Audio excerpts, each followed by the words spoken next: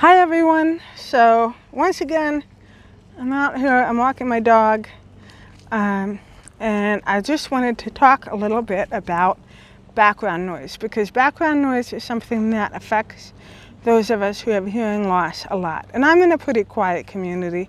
I'm in a small town, and where I am is a separate community, so it is pretty quiet.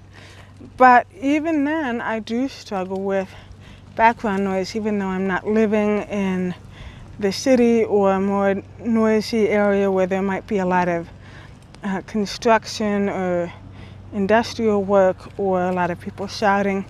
Right now, I mean, it's a pretty quiet day. There's not really anybody around, but I can still hear the sound of a mower in the distance. I can still hear the noise of other people. And when there's trucks or cars coming by, I hear that noise. Sometimes there's dogs barking.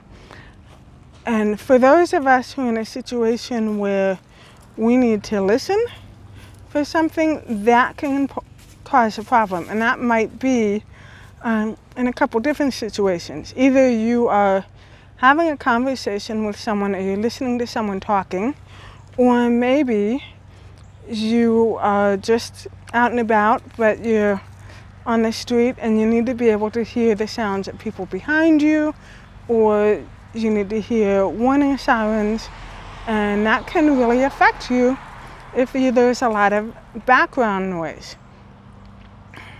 Now, background noise ties in a lot with listening fatigue, and if you aren't familiar with listening fatigue, it is mental exhaustion that happens when people have to concentrate to listen for an extended period of time, because noise does take a toll on us. And it's more pronounced for people that have listening hearing loss, and for people that are listening for a specific purpose.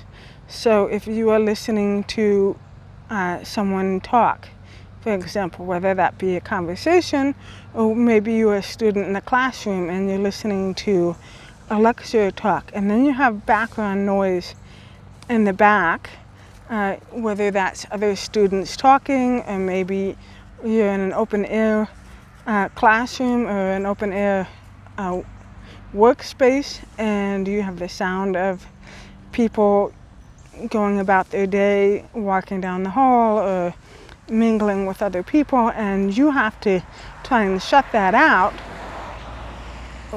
and focus on what the person in front of you is talking about and understand them.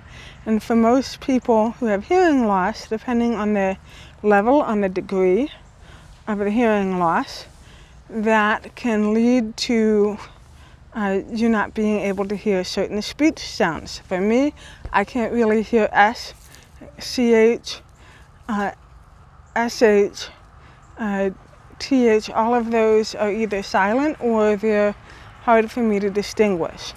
So if I have background noise, that can cause a lot of problems, because it makes it even harder for me to understand what is being said.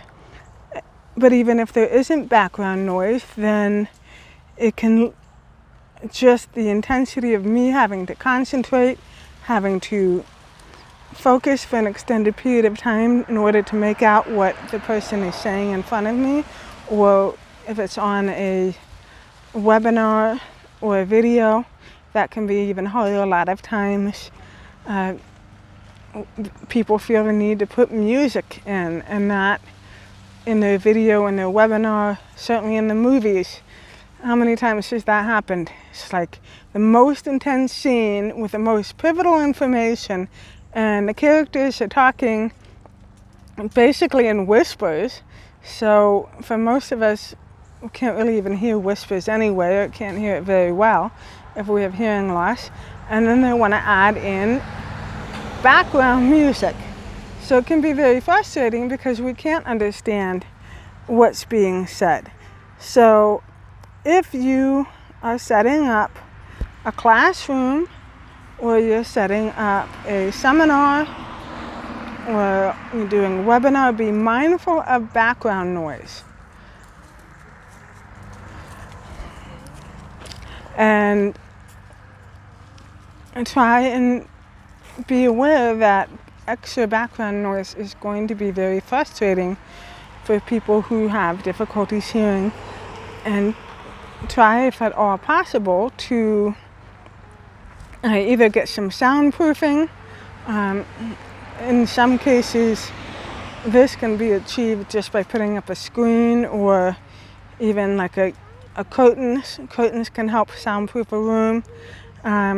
Be aware of the acoustics in the room, and if you have a choice of location, pick an area that has good acoustic, that does have some soundproofing if it's available, and in an area that's going to be fairly quiet. Or if you are doing a video, pick an area that's fairly quiet and where your voice is going to come out clearly.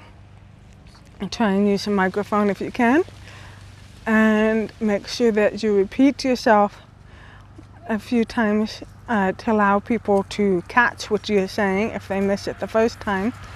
And if you're doing an interactive session, whether that's in person or say through a Facebook Live or a YouTube Live, ask questions. Ask if people need things clarified, because a lot of times people are going to feel kind of shy or embarrassed to try to stop the flow of your conversation, of your talking, and say that they can't hear something.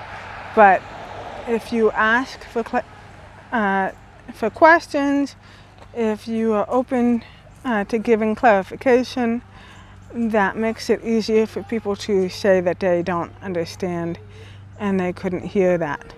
So just some thoughts, and I will see you soon.